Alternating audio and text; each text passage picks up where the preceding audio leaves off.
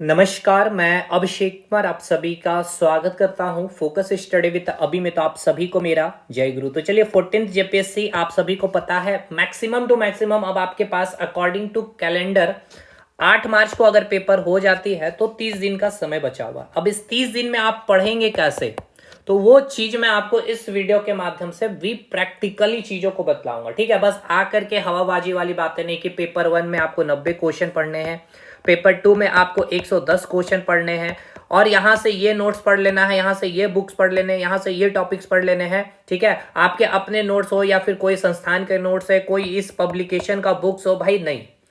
कैसे चीजों को आप पढ़ेंगे वो प्रैक्टिकल आपको फील देने के साथ साथ। लेकिन हाँ, एक चीज मैं अभी आपको कुछ बता देता हूं, जो लोग भी अच्छी तरीके से आपकी तैयारी हो रखी होगी, तो देखिए पेपर 1 में और पेपर 2 में कुल मिलाकर के 110 क्वेश्चन है। पेपर 2 कहने का मतलब है इसका मैंने 10 क्वेश्चन ऐड ऑन कर दिया है। ठीक है, झारखंड जी के, और इधर आपके 90 क्वेश्चन है।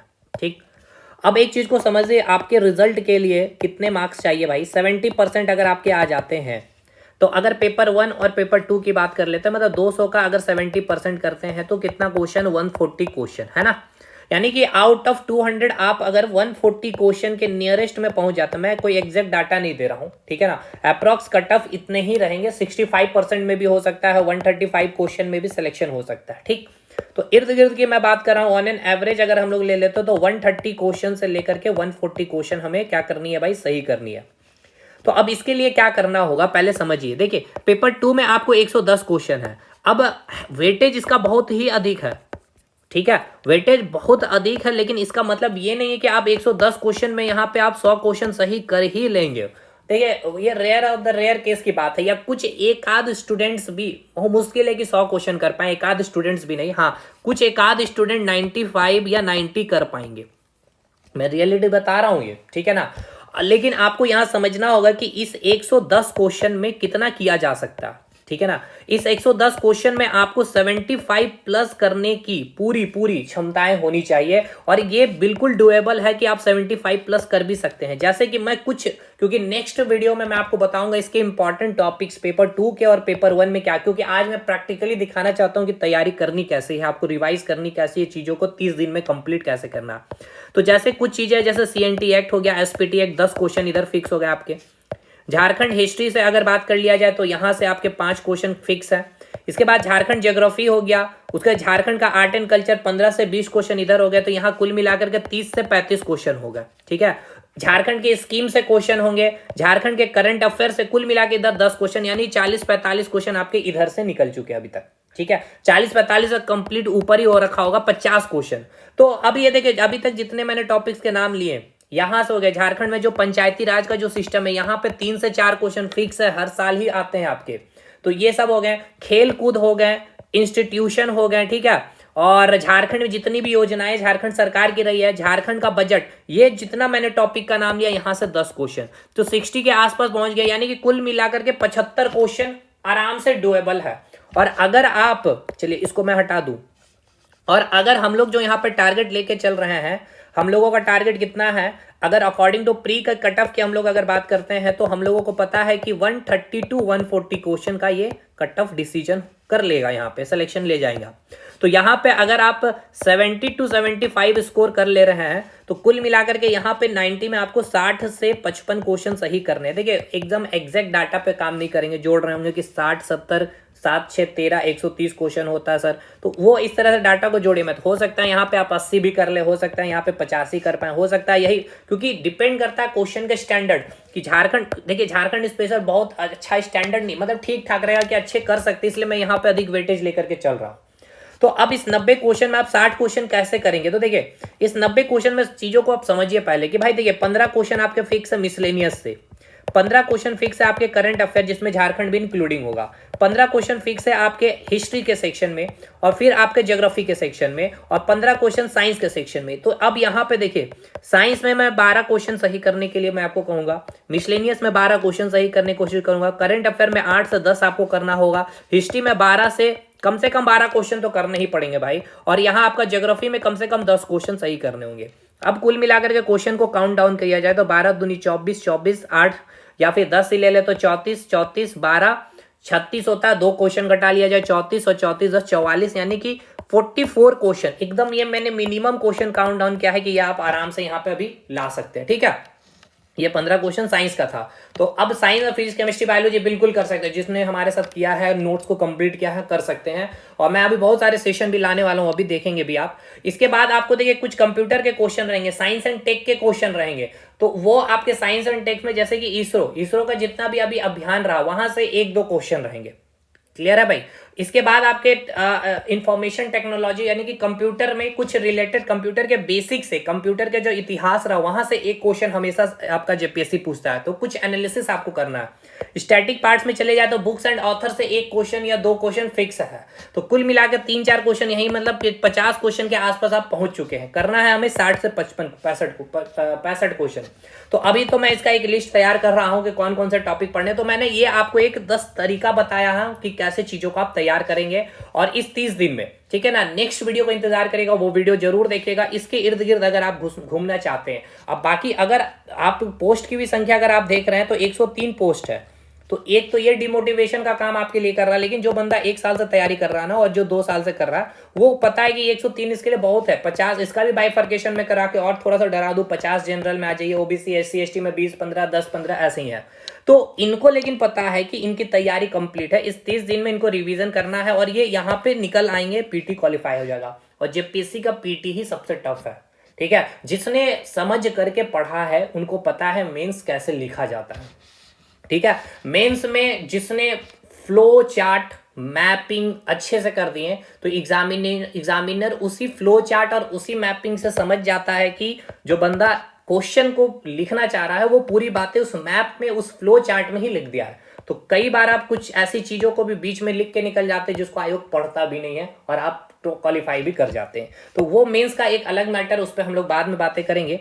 तो ये तो खैर मैंने आपको एक थोड़ा सा ब्लूप्रिंट रखा कि कैसे चीजों को करेंगे। अब पढ़ना कैसे है तो ऐसे है, चलिए अब हम लोग दिखाते हैं। देखिए आपको सबसे पहले मैं आपको और भी एक चीजों का क्लैरिटी करवा दूं। जैसे कि देखिए आपको पता है, यहाँ जाइए कि अब जैसे क्या है कि हिस्ट्री के सेक्शन में क्या है, आपको 15 क्वेश्चन पूछे जाने वाले। 3 सेक्शन है, एंशिएंट है, मेडाइवल है और मॉडर्न है। तो अब जैसे कि एंशिएंट हिस्ट्री में 5 क्वेश्चन पीटी में है, लेकिन आपको पता होना चाहिए 1 क्वेश्चन मेंस में भी फिक्स है और 2 से 3 क्वेश्चन मेंस में ऑब्जेक्टिव में। तो कुल मिलाकर 8 से 10 क्वेश्चन का वेटेज है भाई, ये भी आपको समझ के चलना है। सेम उसी प्रकार से मेडाइवल में भी, मॉडर्न में भी। तो अब यहाँ पे जैसे कि एंशिएंट हिस्ट्री का ये आपका सिलेबस है, ये आपको पढ़ना है। पाषाण काल पीटी के लिए, ताम्र पाषाण काल पीटी के लिए और हड़प्पा सभ्यता पीटी प्लस मेंस। आप देख सकते हैं मैंने पीटी प्लस मेंस करवाया है। वैदिक सभ्यता में ऋग वैदिक उत्तर वैदिक पीटी प्लस मेंस। और इसमें ये आपका इंपॉर्टेंट सामाजिक आर्थिक धार्मिक और राजनीतिक जीवन। फिर महाजनपद काल वेरी वेरी इंपॉर्टेंट, मगध और जो बाह्य आक्रमण रहा है यूनान का और ईरानी का, जिसमें सिकंदर का आक्रमण भी देखते हो, और मौर्य काल में भी चीजों को पढ़ करके, तो वो पीटी के लिए भी है, मेंस के लिए भी है। पीटी के लिए तो बहुत इंपॉर्टेंट महाजनपद काल, और आज हम लोग इस पे ही बात करेंगे। फिर मौर्य मौर्योत्तर गुप्त गुप्तोत्तर, इसमें इंपॉर्टेंट है मेंस के लिए अशोक का काल। ठीक है, ये है आपका सिलेबस। ठीक है, सिलेबस हर समय हर चीज को पढ़ने, अगर पीसीएस जैसे एग्जामिनेशन की तैयारी करो तो सिलेबस आपके माइंड में या आपके टेबल पे होनी चाहिए। तो आज हम लोग जो मेन बात करने वाले होंगे महाजनपद काल। अब महाजनपद काल को ऐसे नहीं पढ़ना, महाजनपद काल में पहले समझिए कि आपको पढ़ना क्या क्या भाई। तो महाजनपद काल में पहले सारे के सारे महाजनपद, थोड़ा सा महाजनपद के बारे जानकारी ले लेंगे। फिर महाजनपद कुल कितने उभर के भारत में आए, 16 महाजनपद आए, उसके पूरे मैप में लोकेशन देखेंगे। जैसे कि अगर मैं आपको दिखाऊं तो ये मैप में ये सारे लोकेशन, क्योंकि मैप बहुत इंपॉर्टेंट है हिस्ट्री के लिए। फिर हम सारे महाजनपद के बारे जानकारी लेंगे। फिर उसके बाद जो वंश स्टार्ट हुए, महाभारत काल के जो वंश हुए या फिर बुद्ध काल के वंश हुए, तो जैसे वृद्धत वंश, प्रदोत वंश, वहां उसको हम लोग देखेंगे। फिर बुद्धकालीन वंश में हरियक वंश, शिशुनाग, नंद वंश, वेरी वेरी इंपॉर्टेंट। और फिर इसके बाद यहाँ पे हम लोग बाह्य आक्रमण भी देख लेंगे। और फिर ये पार्ट यहाँ पे आज हम लोग नहीं करेंगे, ठीक है ना। तो चलिए, ये तो अभी मैंने देखिए, अब ये किसको समझ में आएगा, जिसने पढ़ा होगा भाई, ठीक है। लेकिन अब यहां से मैं एक एक चीज को समझाते हुए, क्योंकि अब ये सेशन लंबा हो सकता है, क्योंकि यहाँ पे मेरा काम होगा कि चीजों को समझाते हुए। लेकिन अब एक चीज और देखिए कि इस प्रकार से आपके पास नोट्स होने चाहिए, क्योंकि आपको ये पता होना चाहिए कि अगर मैं महाजनपद काल पढ़ रहा हूं या हिस्ट्री पढ़ रहा हूं या सीएनटी एक्ट पढ़ रहा हूं। जैसे कि अगर मैं आपको दिखाऊं थोड़ा सा चीजों को, देखिए भाई, अगर मैं आपको ये इसलिए दिखा रहा हूं क्योंकि चीजें बहुत टिपिकल नहीं है जितना आप सोच रहे हैं। जैसे कि अगर हम सीएनटी एक्ट पढ़ रहे हैं तो हमें अगर कुल मिलाकर के मैं अभी आपको जैसे दिखाऊं कि 271 धाराएं, ठीक है ना, तो हमें 271 धाराओं के पीछे नहीं भागने हैं, ठीक है। हमें पता आना चाहिए 271 धारा में 50 धारा में ही सवाल खत्म हो जाएंगे, तो वो 50 धारा बस यहाँ पे है। तो ये पहले अपने आप से क्या करना, उस भटकाव से दूर रखना है। बहुत सारी किताबें, बहुत सारी मटेरियल पास में नहीं होनी चाहिए। एक दो मटेरियल जो आपके द्वारा बनाए गए हैं या आप जहां से भी पढ़े हैं उन्होंने आपको जो प्रोवाइड किया, ठीक है। तो ये महाजनपद काल में मुझे पढ़ना पता है कि इतने हैं, कितने कुल मिलाकर के पेज हैं आपके 14 पेज में यह महाजनपद काल पूरा खत्म कर दिया गया मैप के साथ, ठीक है। तो ये आपको महाजनपद काल पढ़ने में खुद से कितना टाइम लगेगा, 15 से 20 मिनट, ठीक है। 15 से 20 मिनट अगर पूरा एक बार अगर आपने अच्छे से पढ़ा है तो। बाकी अब ये इस प्रकार से नोट से पढ़ना जो लेना चाहते हैं वो हमसे ले भी सकते हैं। मैं आपको एक बार अपना डिटेल भी दे देता हूँ, 7909004902 पे कांटेक्ट करके। देखिए यहाँ पे आपको पेपर 1 का तो फुल कंटेंट मिल जाएगा, पेपर 2 में आपको CNT एक्ट मिल पाएगा, उसके बाद आपको झारखंड का कंप्लीट हिस्ट्री मिल जाएगा और आपको झारखंड का आर्ट एंड कल्चर मिल पाएगा। SPT एक्ट नहीं मिल पाएगा, तैयार नहीं कर पाएंगे, समय भी नहीं है। मैं आपको नोट्स भी एक बार दिखा देता हूँ, बहुत सारे स्टूडेंट पूछते भी कि कैसे किस तरीके के नोट्स है। देखिए ये है आपके झारखंड हिस्ट्री का नोट्स, ठीक है। देखिएगा ये जैसे झारखंड हिस्ट्री में हमने एकदम एंशिएंट से स्टार्ट किया, ठीक है ना, जैसे कि प्राचीन इतिहास से स्टार्ट किया है। फिर इसके बाद आप आएंगे मेडाइवल में आएंगे, ये सारी चीजें इस प्रकार से चलेगी। CNT एक्ट आपने देख ही लिया, CNT एक्ट का ये सारा नोट्स है इस प्रकार से। तो खैर चलिए अब आते हैं मेन आज का जो क्लास है हमारा महाजनपद काल हिस्ट्री के सेक्शन में, हमें इस पे बातें करनी है। फी वगैरह आपको मैं डिटेल दे दूंगा वहीं पर ही। तो और सेशन जरूर लाइक करिएगा, शेयर करिएगा। मिसलेनियस का सेक्शन चल रहा है यूट्यूब पे, पॉवर्टी मैंने खत्म करा दिया हूँ क्वेश्चन के साथ, और उसको कवर करके जाइएगा, उससे बाहर सवाल नहीं आएंगे। अब ये भी फिक्स रखिए महाजनपद काल आज जो आप देख रहे हैं इससे ही सवाल आएगा, इससे बाहर नहीं आएगा। और मैं ऑन द रिकॉर्ड आज मैं बता भी रहा हूँ इस वीडियो में, आप एग्जामिनेशन दे के आइएगा और वो क्वेश्चन मैं दिखाऊंगा कि इस क्लास से आया था कि नहीं। देखिए हूबहू चीजें कुछ नहीं होती है, हाँ उसके इर्द गिर्द कंसेप्चुअली चीजें आपकी वहां पे क्लियर रहेगी और आप क्वेश्चन को बनाने में समर्थ हो पा रहे होंगे। तो महाजनपद काल की बात कर ले, तो सबसे पहले महाजनपद को मैं थोड़ा सा क्लियर कर दूं। चलिए अच्छा देखिए यहाँ पे जैसे मैंने क्लासेस में जब कराया तो मैंने मेंस क्वेश्चन भी डिस्कस कर दिया कि ये क्वेश्चन है महाजनपद काल से, देखिए पैटर्न। खैर इनको अब हटाइए। देखिए सबसे पहले समझ लेते, थोड़ा सा चीजों को समझेंगे। महाजनपद काल आप अगर पढ़ने वाले हैं तो यहाँ से 3 टर्मिनोलॉजी को हम लोग निकालेंगे। सबसे पहले आ गया जन, यह मैंने निकाल लिया जन। उसके बाद हम लोग निकालेंगे इस जनपद को, ठीक है। तीसरा आ गया आपका जनपद, और इसके बाद ये तीनों को उठा लेते हैं, यानी कि तीसरा हो गया महाजनपद, ठीक है। अब ये मेंस के पॉइंट ऑफ व्यू से बहुत इंपॉर्टेंट है, इनको हम क्या करेंगे, कंपैरिजन करेंगे। देखिए ये क्या है आपका ऋग्वैदिक काल का, ठीक है ना। ऋग्वैदिक काल का क्या है भाई, अगर याद होगा ऋग्वैदिक काल का जो सबसे बड़ा प्रशासनिक, अगर आप बात कर रहे होते हैं शासन की सबसे बड़ी इकाई, अगर आपसे पूछ लिया जाए ऋग्वैदिक काल में क्या था तो जन था। अगर यही बात अगर आपसे पूछा जाएगा उत्तर वैदिक काल में, ठीक है ना, उत्तर वैदिक काल में प्रशासन की सबसे बड़ी इकाई क्या थी, तो वो आप कहेंगे जनपद। और अब इस चैप्टर में जो आप पढ़ रहे हैं, इस चैप्टर में क्या है भाई, जो प्रशासन की सबसे बड़ी इकाई उभर करके आई उसे हमने क्या कहा, महाजनपद। अब महाजनपद कहने का मतलब क्या है भाई, एक प्रकार से नगरीय सिस्टम है यहाँ पे, ठीक है ना। यानी ये जो चैप्टर आप पढ़ रहे हैं महाजनपद, इससे पहले आपने ऋग्वैदिक काल पढ़ा, उत्तर वैदिक काल पढ़ा, और इससे पहले आपने पढ़ा हड़प्पा सभ्यता, ठीक है। अब याद करिए हड़प्पा सभ्यता कैसी सभ्यता थी, ग्रामीण सभ्यता थी या नगरीय सभ्यता, याद होना चाहिए नगरीय सभ्यता थी। अब ये नगरीय सभ्यता में किसका योगदान था, लोहे का, कांसा का, पीतल, किसका था योगदान, तो आप कहेंगे कांसा का संबंधित है। तो प्रथम नगरीकरण हड़प्पा सभ्यता, लेकिन इसके बाद जो ऋग्वैदिक काल रहा या उत्तर वैदिक काल रहा, ये कैसी सभ्यता रही, ये ग्रामीण सभ्यता रही। और इसके बाद जो महाजनपद काल हम जो पढ़ रहे हैं, ये कैसी सभ्यता रही है, ग्रामीण या नगरीय, तो आप कहेंगे नगरीय सभ्यता रही। और इसके पीछे जो सबसे बड़ा इंपॉर्टेंट रोल रहा कौन सी धातु का, तो आप कहेंगे लोहा का, क्योंकि इस लोहे का प्रयोग हमने क्या क्या क्या किसमें किया था, महाजनपद काल में। देखिए लोहे का, देखिए 2 क्वेश्चन बनता है आपसे, मैं वो 2 क्वेश्चन भी क्लास में कराया होगा, शायद इसमें मिल भी जाएगा। देखिए इसमें मैंने बड़े अच्छे से समझाया था कि सीजीएल जैसे जेएसएससी एग्जामिनेशन की तैयारी करेंगे तो क्वेश्चन का पैटर्न ये रहेगा। अब जेपीएससी में सवाल आपको ऐसे पूछा जाएगा, तो खैर अभी पहले समझिए। देखिए क्वेश्चन क्या बोला गया कि लोहे का प्रयोग सर्वप्रथम किस क्षेत्र में हुआ था, तो याद करिए लोहे का सर्वप्रथम प्रयोग किस काल में हुआ था। अगर मैं पूछूं तो आप क्या कहेंगे भाई, उत्तर वैदिक काल में। किस क्षेत्र में हुआ था, युद्ध के क्षेत्र में, ठीक है।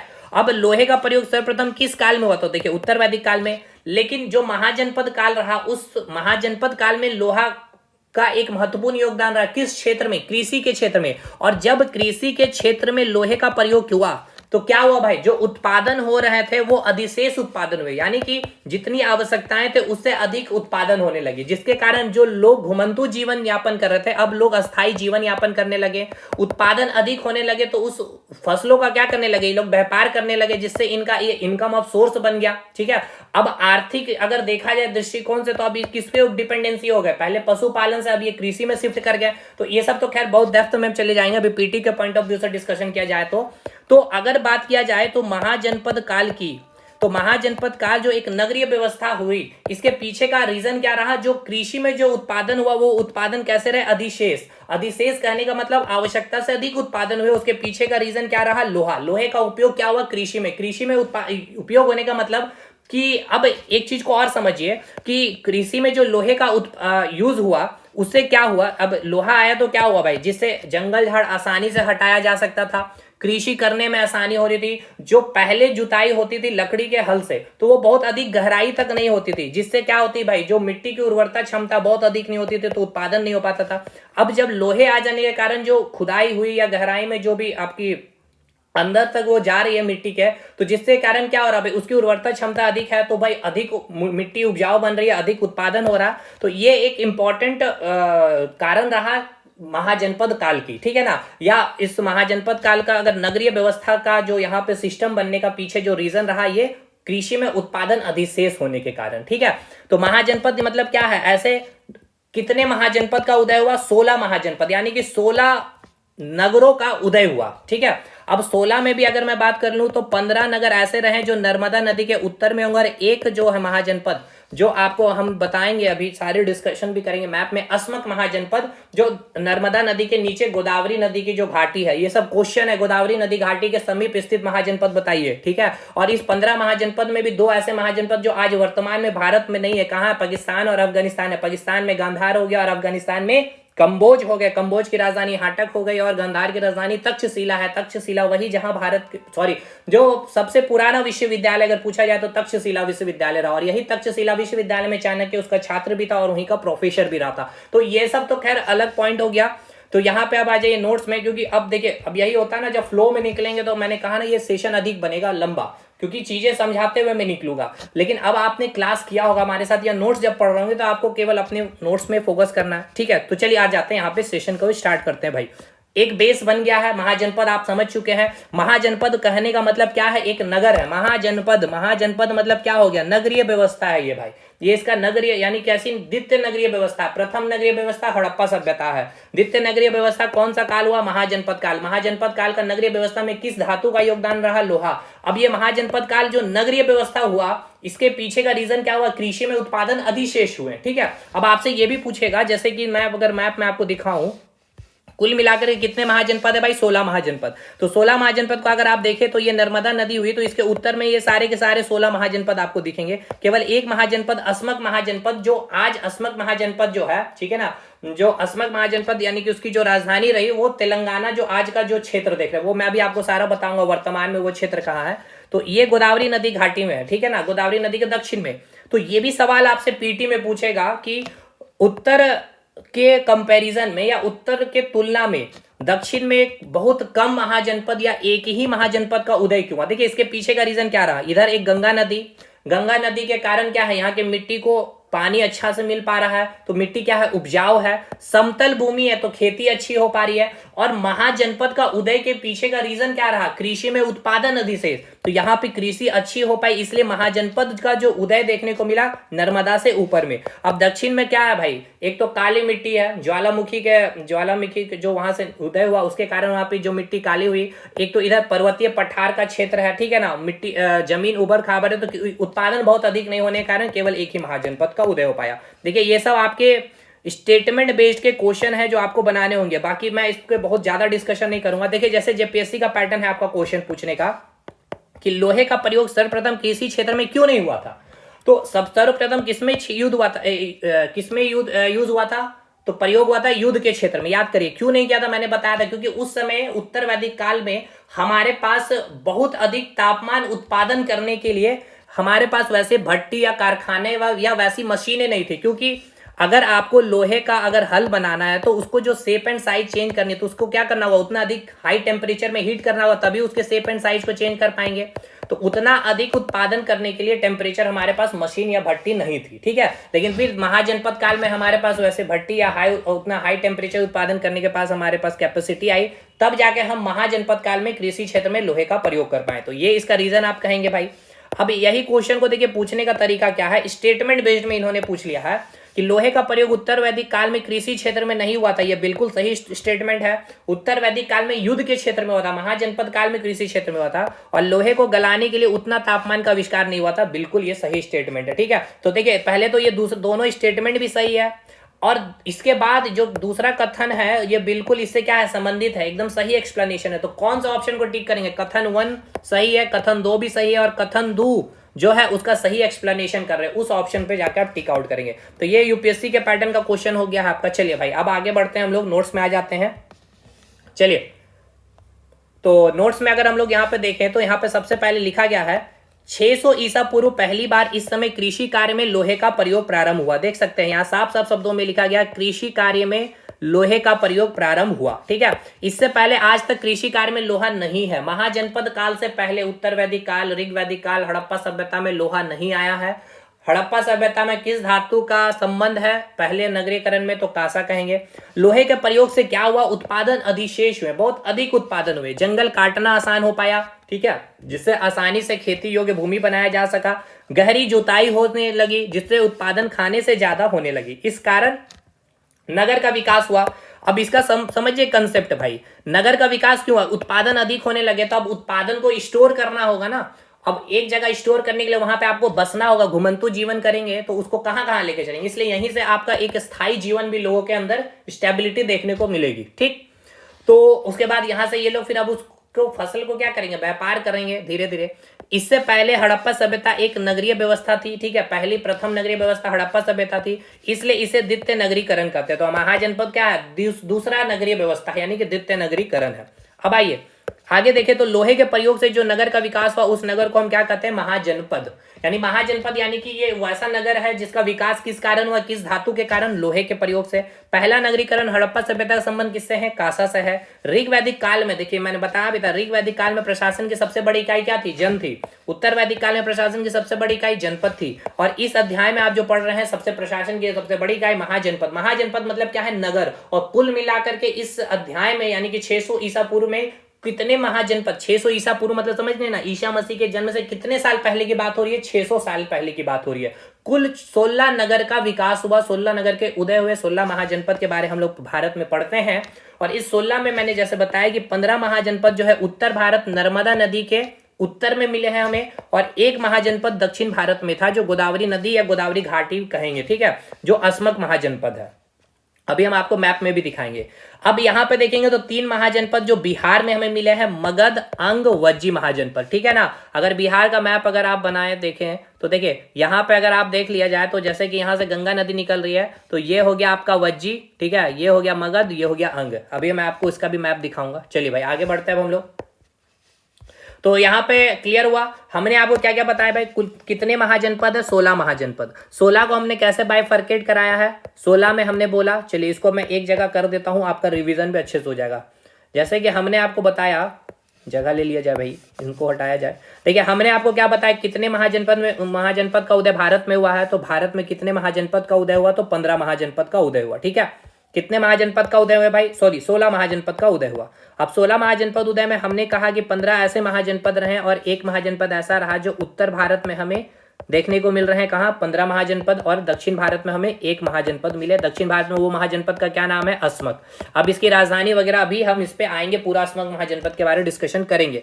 इसके बाद हमने बताया कि ये जो 15 महाजनपद है, 15 महाजनपद में बिहार में हमें 3 महाजनपद देखने को मिले, ठीक है। 3 महाजनपद कौन कौन, चलिए डिस्कशन कर लेते हैं। सबसे पहले ऊपर में गंगा नदी के उत्तर में, याद रखिएगा बिहार पूछा जाएगा कि बिहार राज्य में गंगा नदी के उत्तर में कौन सा महाजनपद मिला, या फिर वज्जी महाजनपद के बारे ही पूछ लिया जाएगा। वज्जी महाजनपद जो है गंगा नदी के उत्तर या दक्षिण में स्थित है। देखिए ज्योग्राफी को जोड़ करके आपको हिस्ट्री का क्वेश्चन पूछेगा आयोग। इसके बाद दूसरा महाजनपद हो गया आपका अंग और मगध, ठीक है। मगध का पूरा उत्कर्षी हम लोगों ने पढ़ा है और आज भी मैं आपको डिस्कशन करूंगा। तो अंग और मगध क्या है, गंगा नदी के दक्षिण में स्थित महाजनपद है, ठीक है। तो अब देखिए 15 मैं याद करवा रहा हूं, ये मैप में भी मैं आपको अभी जस्ट दिखाऊंगा, जैसे कि आप आ जाइए मैप में। तो देखिए दक्षिण भारत में ये आपका असमक महाजनपद हो गया, ठीक है। अब मैप में अगर बिहार महाजनपद देख ले तो ये हो गया आपका बिहार महाजनपद, ठीक है। तो बिहार महाजनपद में 7वां 8वां 9वां में जो दिखाया गया है ये है बिहार में स्थित 3 महाजनपद। 7 नंबर में हो गया मगध आपका, ठीक है। इसके बाद 8वें नंबर में देखेंगे अंग हो गया और 9वें नंबर में वज्जी हो गया। क्लियर है। तो बिहार का ये तीनों महाजनपद क्लियर हुआ कि नहीं, पहले में ये बताइए। अब आप ध्यान से देखिएगा उत्तर प्रदेश को, ठीक है ना। उत्तर प्रदेश के अगर मैं मैप में आपको अगर दिखाऊं तो ये आपको दिख रहा है उत्तर प्रदेश। उत्तर प्रदेश में हमें कुल कितने महाजनपद मिले हैं, 7 महाजनपद। देखिए सुरसेन, पंचाल, चेदी, कौशल, मल, काशी और एक हो गया वत्स। 7 महाजनपद ये, ठीक है। सातों महाजनपद मैंने दिखा दिए। इसका लोकेशन आप मैप में देख लीजिए। तो कितना हो गया, 7 महाजनपद। UP PCS, Uttar Pradesh SSC, ये सब एग्जामिनेशन के लिए बहुत इंपॉर्टेंट है। बट ऐसा नहीं है कि जेपीएससी में नहीं पूछेगा, क्योंकि भारत का इतिहास आपको पढ़ना है तो ये भी आपके एग्जामिनेशन में पूछे गए हैं और पूछे जाएंगे भी, ठीक है। इस पे अभी हम लोग को पूरा डिटेल पढ़ना होगा, सुरसेन के बारे, पंचाल के बारे, चैदी के बारे, वज्जी के बारे, अंग के बारे, मगध के बारे में। एकदम आप परेशान मत होइएगा।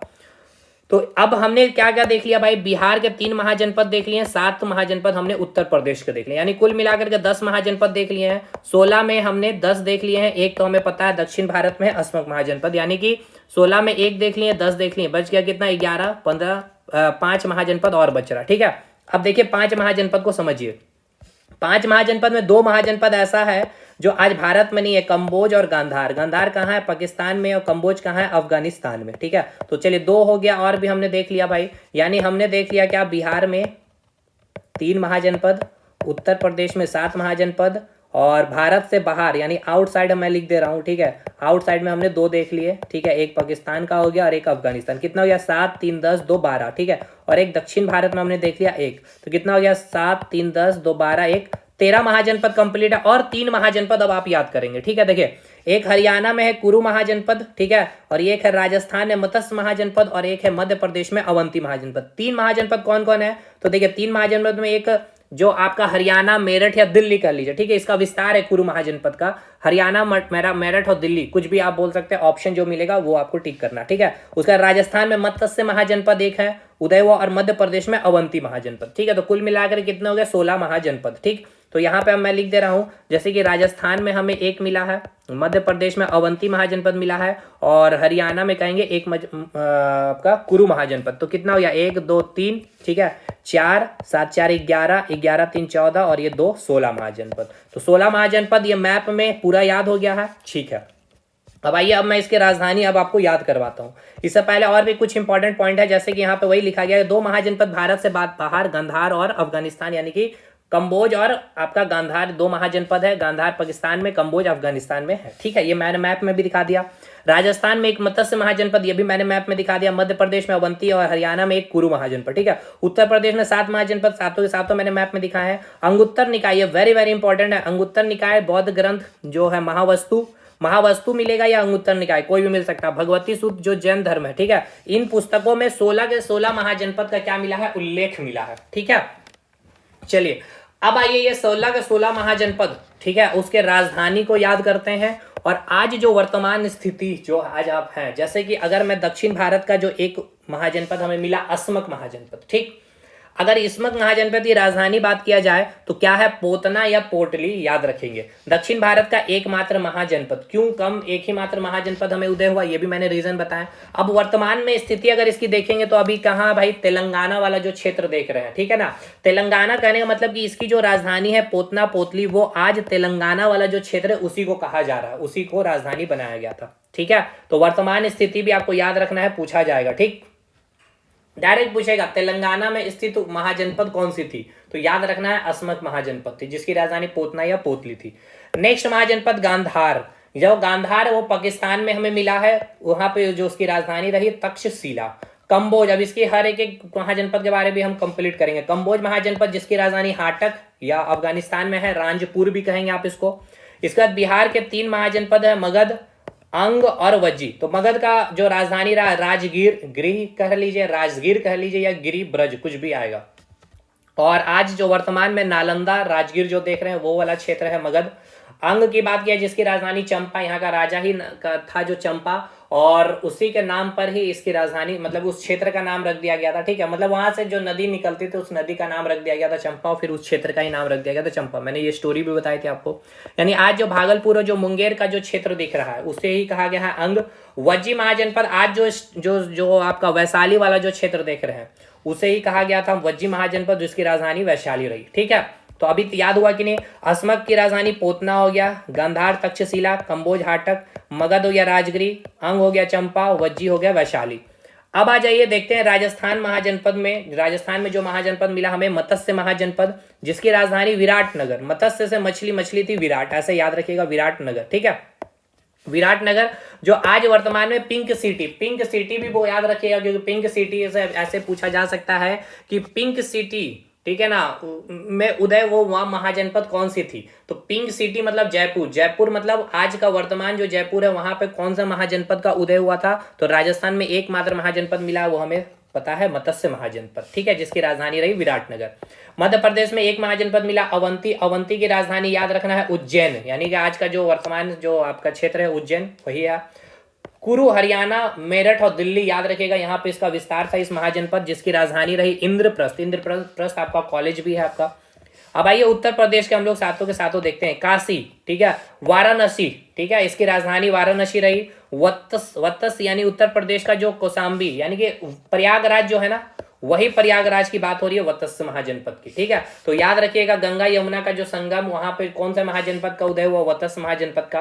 तो ये इस तरीके से भी सवाल डायरेक्ट नहीं पूछ के इनडायरेक्टली भी आपसे पूछा जा सकता, तो ये याद इसलिए मैं करवा रहा हूँ। वर्तमान स्थिति को भी समझिए, आज वर्तमान वो क्षेत्र में कौन सा राज्य है या कौन सा शहर है, तो प्रयागराज है।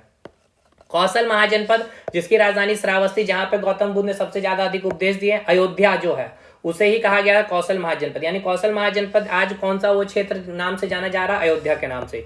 चैदी यानी कि इसकी राजधानी सुक्तिमती है, उत्तर प्रदेश में स्थित है। मल यानी इसकी राजधानी कुशीनगर। गोरखपुर मतलब योगी जी का जो क्षेत्र है, ठीक है ना, गोरखपुर, उस समय वहां पे कौन सा महाजनपद का उदय हुआ था, मल महाजनपद। पंचाल, गंगा यमुना के दबाव में वो कौन सा महाजनपद का उदय हुआ, तो याद रखिएगा पंचाल महाजनपद। ये मैंने उत्तर वैदिक काल में बता रखा है। अहिच्छत्र इसकी राजधानी होगी, गंगा यमुना दबाव वाला क्षेत्र मैंने लिख भी दिया यहाँ पे। ठीक है, और अंतिम महाजनपद रही 16वां महाजनपद जो सूरसेन है, जिसकी राजधानी मथुरा है। मथुरा जो आपको पता है कंस की हत्या करके कृष्ण वहां पे राजा बने, और फिर जो जरासंध थे यानी कंस के ससुर, जो उनके 16-17 बार आक्रमण किए, फिर यहाँ से कृष्ण जी मथुरा से भाग करके कहाँ चले जाते हैं, द्वारका, गुजरात में। ठीक है, जो आज आप वहाँ पे बहुत बड़े मंदिर भी देखते हैं। फिर वापस कृष्ण जी आते हैं, और जो मैंने आपको सारी स्टोरी बताई थी कर्ण की, खैर वो तो बताएं। ये 16 महाजनपद याद हुआ इसकी राजधानी। अब हम लोग बात करेंगे, देखिए क्या, देखिए अब एक एक महाजनपद के बारे में हमें पढ़ना है, ठीक है ना, सारे के सारे महाजनपद। उससे पहले देखिए भारत का पहला विश्वविद्यालय तो तक्षशिला विश्वविद्यालय है, और वर्तमान, क्योंकि आज ये तक्षशिला विश्वविद्यालय भारत में नहीं रहा, पाकिस्तान में चला गया, तो इसलिए अगर पूछा वर्तमान जोड़ करके कि भारत का पहला विश्वविद्यालय, तो याद रखिएगा औदंतपुरी, कहाँ पे, बिहार के बिहार शरीफ में। पाल शासक गोपाल प्रथम द्वारा स्थापित किया गया था, एक बौद्ध मठ था, ठीक है ना, यानी बौद्ध धर्म से रिलेटेड यहाँ पे शिक्षाएं दी जाती थी। महाजनपद की जानकारी की बात कर ले तो भाई देखिए 16 महाजनपद आप देखें, अब ये 16 के 16 महाजनपद के बारे में आपको पढ़ रहा है, ठीक है, यहां से सवाल आपके बनेंगे। तो पहले अभी ये 16 महाजनपद में आपको मैंने क्या क्या याद करा दिया, राजधानी, वर्तमान स्थिति, मैप में लोकेशन, और महाजनपद से जितने भी फैक्ट होती हैं, ठीक है। अब एक एक महाजनपद के बारे में हम लोग देखेंगे। सबसे पहले कौशल महाजनपद यानी कि उत्तर प्रदेश के महाजनपद के बारे में डिस्कशन करते हैं। तो कौशल महाजनपद, ठीक है, तो सबसे पहले कौशल महाजनपद किस राज्य में है, तो आपको पता चल चुका है वर्तमान में उत्तर प्रदेश। उत्तर प्रदेश का वह कौन सा क्षेत्र, अयोध्या क्षेत्र। वो सारा चीज जितना मैंने बताया वो रिवीजन होगा, और एक एक महाजनपद पे पूरा मैं डिटेल डिस्कशन अभी कर देता हूं। देखिए अब ये कौशल महाजनपद जो है ना, इसको सरयू नदी 2 भागों में विभाजित करती है। तो ये सवाल आपसे पूछेगा वो कौन सा नदी है जो कौशल महाजनपद को 2 भागों में विभाजित करती है, तो सरयू नदी। उत्तरी कौशल और दक्षिणी कौशल, जिसकी राजधानी देखिए श्रावस्ती, जो आपने याद किया है कौशल की राजधानी, ये उत्तरी कौशल की राजधानी रही, और दक्षिणी कौशल की राजधानी कुशावती। क्लियर है, चलिए। यहां जैसा मैंने बताया गौतम बुद्ध ने सबसे अधिक उपदेश दिए थे कहां पे, श्रावस्ती में ही। उत्तरी कौशल की जो राजधानी, कौशल को 2 भागों में विभाजित कौन सी नदी, तो सरयू नदी। अब इसके बाद बहुत इंपॉर्टेंट लाइन याद रखना है कि यहां पे ये इंपॉर्टेंट याद रखना है, वेरी वेरी इंपॉर्टेंट, कि कौशल महाजनपद में बुद्ध के समकालीन, ठीक है ना, गौतम बुद्ध के पैरेलली, जो गौतम बुद्ध का जो काल आप पढ़ते हैं बौद्ध धर्म के बारे में, उस समय कौशल का राजा कौन था? तो प्रसेनजित थे, ठीक है ना। ये वही प्रसेनजित हैं जिसकी बहन, ठीक है ना, जिसकी बहन कौशल, बहन कौशला देवी, ठीक है ना, नाम याद रखिएगा, आगे मैं बताऊंगा भी। यानी जो कौशल का जो राजा था, कब? बुद्ध के समकालीन। कौन था? प्रसेनजित था। कहाँ का राजा? कौशल का। पूछेगा ये सब सवाल। जिसकी बहन का नाम होगी कौशला देवी, जिससे विवाह कौन करता है? बिंबिसार, ठीक है। और इसी का बेटी वजीरा, जिससे विवाह करेगा बिंबिसार का बेटा कौन? अजातशत्रु। इस पे हम लोग आगे डिस्कशन करेंगे। चलिए, अब यहां पे हो गया। इसके बाद जैसे यहां पे मैंने लिखा भी है, देख सकते हैं, प्रसेनजित की जो बहन रही कौशला देवी और पुत्री वजीरा थी। प्रसेनजित ने काशी महाजनपद को अपने अधिकार में लिया था। अब ये वही प्रसेनजित है जो काशी को, ठीक है ना, याद रखिएगा, काशी को कौशल में क्या कर लेता है? विलय करवा देता है। चलिए, ये पूछेगा कि आपसे काशी महाजनपद को किस राजा ने अपने अधिकार में लिया था? तो कौशल का वो कौन सा राजा था? प्रसेनजित था। चलिए, इसके बाद कौशल, अच्छा, यही जो आपका काशी जो अपने में विलय किया प्रसेनजित, जब बिंबिसार से विवाह करता है तो ये काशी प्रांत पूरा का पूरा दे देता है किसको? बिंबिसार को। याद करिए, मैंने बताया था। लेकिन बिंबिसार जिसकी राजधानी कहाँ थी? मगध में। कहाँ पे? राजगीर में थी। अब राजगीर से काशी का डिस्टेंस बहुत अधिक था, तो दोनों जगह आकर के देखना क्षेत्र को मुश्किल था, इसलिए इसने प्रसेनजित को कहा कि आप वहाँ का राजा रहिए, बल्कि इसके बदले हर साल आप क्या करेंगे? 1 लाख सिक्के हमें भेजाते रहेंगे। याद है ना ये सारी चीजें। और अपनी वैवाहिक संबंधों से ही क्या किया था? बिंबिसार ने अपनी स्थिति मजबूत की थी, राजनीतिक स्थिति उत्तर भारत में। तो ये हम अभी डिस्कशन करेंगे भी। खैर, ये सारी चीजें मैंने बहुत डेप्थ में जाके मेंस के पॉइंट ऑफ व्यू से डिस्कशन कराया था आपको, इसलिए मैंने कहा था कि आप पीटी में पढ़ रहे हैं, लेकिन 75-80% आपका मेंस का काम मैंने कर दिया है। खैर, आगे बढ़िए। कौशला देवी के साथ विवाह करते हैं। मगध के राजा कौन? बिंबिसार के साथ हुआ था। और दहेज में देखिए, काशी वाराणसी से होने वाले प्रतिवर्ष 1 लाख, यहाँ पे मिसिंग है 1 लाख सिक्का, याद रखिएगा, वेरी वेरी इंपॉर्टेंट, क्योंकि सिक्के पूछेगा कि उस समय प्रचलन में था कि नहीं था, तो बिल्कुल था, तभी तो 1 लाख के सिक्के मिल रहे थे यहाँ पे इनको दहेज में। तो उस समय का दहेज का सिस्टम देख सकते हैं। इसके बाद प्रसेनजित की जो पुत्री थी वजीरा, जिसके विवाह अजातशत्रु से। अजातशत्रु कौन है? बिंबिसार का बेटा। ये सब एकदम माइंड में ले चलेगा। तो कौशल महाजनपद से एकदम हर एक चीज को पॉइंट एकदम क्लियर करिए, ठीक है ना। कौशल महाजनपद से एकदम हर एक पॉइंट को क्लियर करते चलिए। क्या क्या आपने पढ़ लिया? कौशल महाजनपद आज वर्तमान का कौन सा क्षेत्र है भाई? जो आप अयोध्या वाला जो क्षेत्र देख रहे हैं, उत्तर प्रदेश में स्थित है। कौशल महाजनपद को 2 भागों में कौन सी नदी विभाजित करती है? सरयू नदी, ठीक है। उत्तरी कौशल की राजधानी श्रावस्ती है, कुशावती है, वही क्षेत्र है श्रावस्ती जहां पे गौतम बुद्ध ने सबसे अधिक उपदेश दिए थे। बुद्ध के समकालीन कौशल के राजा कौन थे? प्रसेनजित थे। एकदम हाईलाइटेड कर दे रहा हूं वो सारे पॉइंट जो आपके एग्जाम के लिए इंपॉर्टेंट होंगे। इसके बाद प्रसेनजित की बहन कौन थी? कौशला देवी थी। और इसी प्रसेनजित की और इनकी पुत्री कौन रही? वजीरा रही। प्रसेनजित ने क्या किया था? काशी महाजनपद को अपने अधिकार में लिया था, ठीक है। किसने मिलाया था कौशल में? याद रखिएगा, पूछेगा कौन सा राजा कौशल का? तो प्रसेनजित ने। और कौशला देवी का विवाह मगध के राजा बिंबिसार के साथ कराया था, ठीक है। बिंबिसार के साथ विवाह कराया था और दहेज में काशी पूरा प्रतिवर्ष कितना? 1 लाख सिक्के आय में इनको भेजा करते थे। और प्रसेनजित की जो पुत्री वजीरा का विवाह किससे हुआ? अजातशत्रु से हुआ, ठीक है। तो ये रहा कौशल महाजनपद पूरा फिनिश। काशी महाजनपद 3 पॉइंट याद रखने हैं एग्जाम के लिए आपको। इसकी राजधानी कहाँ रही? देखिए, ये अब आप किताब अगर पढ़ते हैं, चाहे एनसीईआरटी पढ़ लीजिए, चाहे जो पूरी मैंने निचोड़ रख दी, मैंने बहुत सारी चीजें बोल दिया, बहुत कुछ मैंने नहीं बताया, क्योंकि वो मेंस के पॉइंट ऑफ व्यू से इंपॉर्टेंट था, जो आपने मेंस के क्लास में सुना भी है सारी चीजों को। तो अब आइए, काशी की राजधानी वाराणसी, ठीक है ना, उत्तर प्रदेश में स्थित है। वाराणसी आज जो वर्तमान में जो क्षेत्र देख रहे हैं वाराणसी, वही वाला क्षेत्र। काशी महाजनपद पर किसने अधिकार किया था? कौशल का कौन सा राजा? प्रसेनजित। याद है? किस लिए फेमस है काशी? तो सूती वस्त्र के लिए। बस ये 3 पॉइंट याद रखना है। मल महाजनपद, मल वही महाजनपद गोरखपुर वाला जो आज क्षेत्र देख रहे हैं, योगी जी का क्षेत्र। तो वर्तमान का जो देवरिया गोरखपुर का जो क्षेत्र है, पूर्वी उत्तर प्रदेश का क्षेत्र, ठीक है ना, उत्तर प्रदेश का पूर्वी भाग जो क्षेत्र है, वही मल महाजनपद का विस्तार रहा है, जिसकी राजधानी कुशीनगर रही है। और प्राचीनतम देखिए, वज्जी महाजनपद जो है पूरे विश्व में सबसे पहले जो गणराज्य सिस्टम जो स्टार्ट हुआ, ठीक है ना, बिहार के वज्जी महाजनपद और ये मल महाजनपद में हमें देखने को मिला गणराज्य सिस्टम। गणराज्य यानी कि गणतंत्रात्मक सिस्टम, मतलब कि राजा का बेटा राजा नहीं बनेगा, ठीक है ना, वहां पे चयन होगा। हाँ, उस समय चयन भरे जनता पार्टिसिपेट नहीं करती थी, जो वहां के राजा मिल करके एक राजा को चुनते थे। तो यानी गणराज्य सिस्टम देखने को मिला। तो इसमें दो प्राचीनतम गणराज्य का नाम याद है, कुशीनगर और पावा। ये बहुत इंपॉर्टेंट है, एग्जामिनेशन में पूछा जा चुका है, पहले भी बीपीएससी में पावा के बारे में पूछा जा चुका है। ठीक है, पावा का संबंध या जो प्राचीनतम गणराज्य जो पावा है किस महाजनपद का, तो मल महाजनपद का। ठीक है, ये दो प्रमुख गणतंत्र थे मल महाजनपद के। बिहार के वज्जी महाजनपद की तरह मल्ल भी राज्यों का संघ था। जैसे मैंने अभी बताया आपको कि सबसे प्राचीनतम जो गणराज्य सिस्टम स्टार्ट हुआ कहाँ, वज्जी महाजनपद, और उसी प्रकार से उसी के समानांतर और कहाँ, मल महाजनपद में भी गणतंत्रात्मक सिस्टम देखने को मिला। वज्जी में कितने राज्यों का संघ था, 8 राज्यों का संघ था, और मल 2 राज्यों का संघ देखने को मिला, कुशीनगर और पावा। ठीक है, इसके राजा मिलकर एक राजा को चुनते थे। क्लियर हो गया। चलिए, चेदी महाजनपद। चेदी अब नहीं समझ में आ पाएगा, बहुत चीजें मैंने डिस्कशन किया डिटेल में, क्योंकि अभी मेरा मकसद है कि चीजों को रिवाइज करा दूं मल महाजनपद से जो सवाल बनेंगे। बाकी मैंने जैसे कहा ना कि भाई जो चीजों को समय दे के पढ़ेंगे। ठीक, खैर, चेदी महाजनपद जिसकी राजधानी सुक्तिमती रही।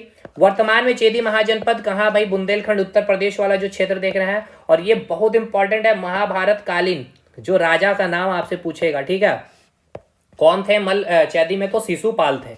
वत्स महाजनपद राजस्थान राजधानी कहाँ भाई इसकी, कौशाम्बी। कौशाम्बी का अभिलेख आपको पढ़ने को मिलेगा। अब अशोक में आप पढ़ेंगे कौशाम्बी अभिलेख, तो ये अब आपका ऑटोमेटिक माइंड में जाना चाहिए। कौशाम्बी अभिलेख मतलब वो कहाँ पे होगा भाई, यूपी में। वत्स महाजनपद है ना, वत्स महाजनपद की राजधानी कौशाम्बी कहाँ है भाई, उत्तर प्रदेश में है।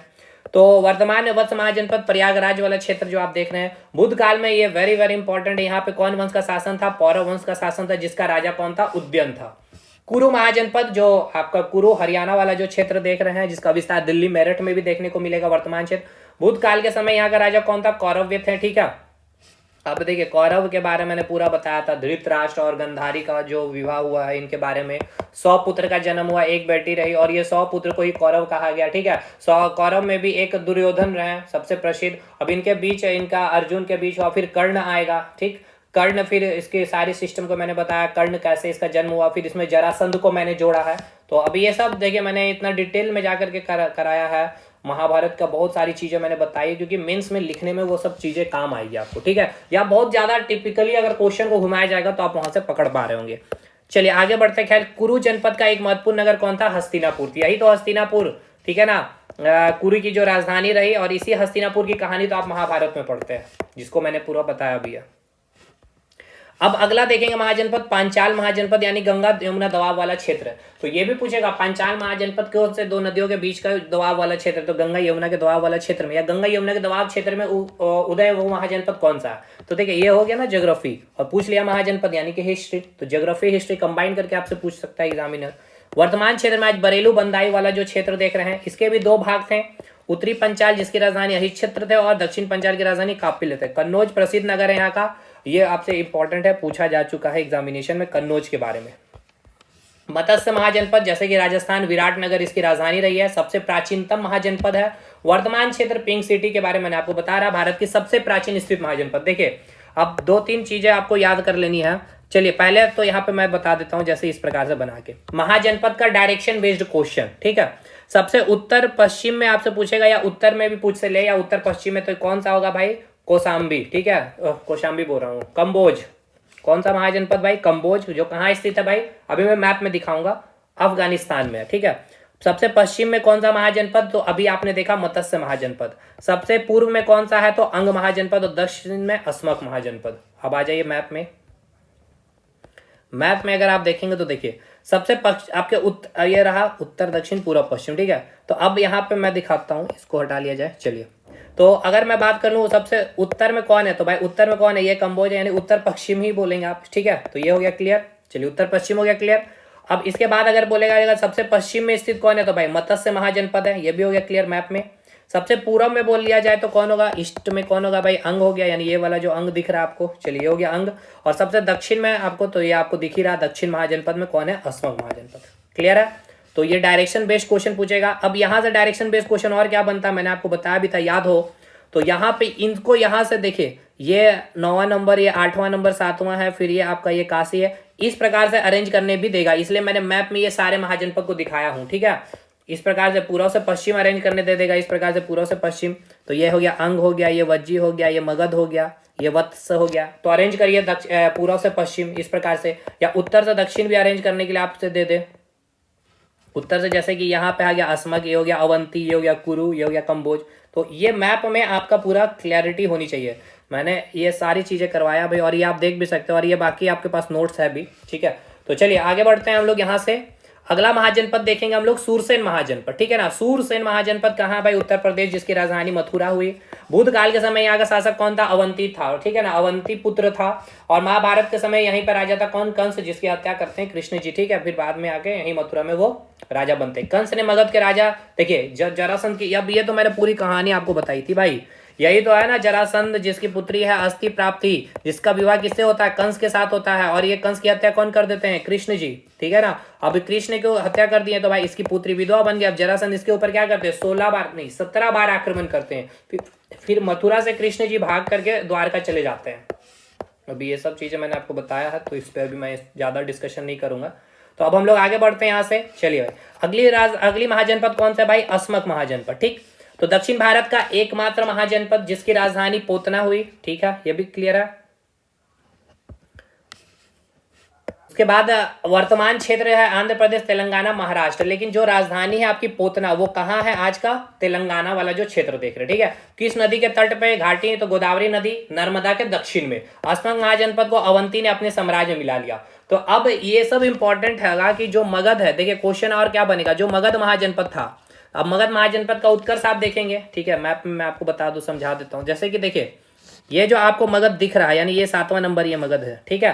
तो ये मगध महाजनपद क्या करेगा भाई? सारे महाजनपद को, एक असमक को छोड़ करके, ये कंबोज और गांधार को छोड़ करके, इसको कौन करता है? ईरान का हकमनी साम्राज्य में इसको मिला लिया जाएगा, ठीक है।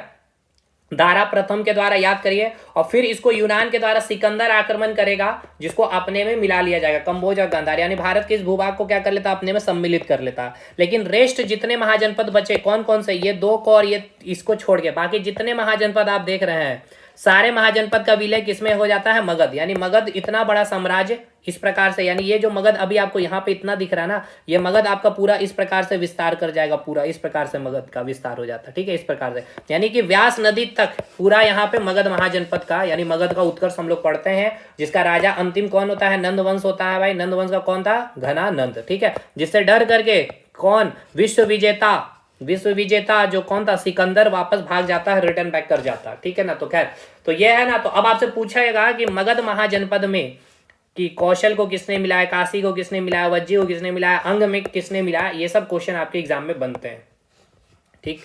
तो चलिए वो सब चीज मैंने आपको एक कंसेप्ट दे दिया अभी, अब इसलिए क्योंकि यहाँ पे देखिए आपको मैंने बताया कि जो असमक महाजनपद जो थी, ठीक है ना, अवंती ने अपने साम्राज्य में मिला लिया था, ठीक है। तो असमक महाजनपद को क्या किया था? अवंती ने अपने साम्राज्य में मिलाया था, ठीक है। अवंती ने अपने साम्राज्य में मिलाया और अवंती को फिर मगध में मिला लिया गया था। किसने मिलाया था वो मैं आपको बताऊंगा। देखिए अभी मैं आगे चलते हैं। अवंती यानी कि मध्य प्रदेश वाला क्षेत्र, मालवा का पठार भी लिखा मिल सकता है कि मालवा के पठार में स्थित जो महाजनपद है, तो कौन है भाई? मालवा का पठार मध्य प्रदेश में स्थित कौन सा महाजनपद? तो भाई अवंती, ठीक।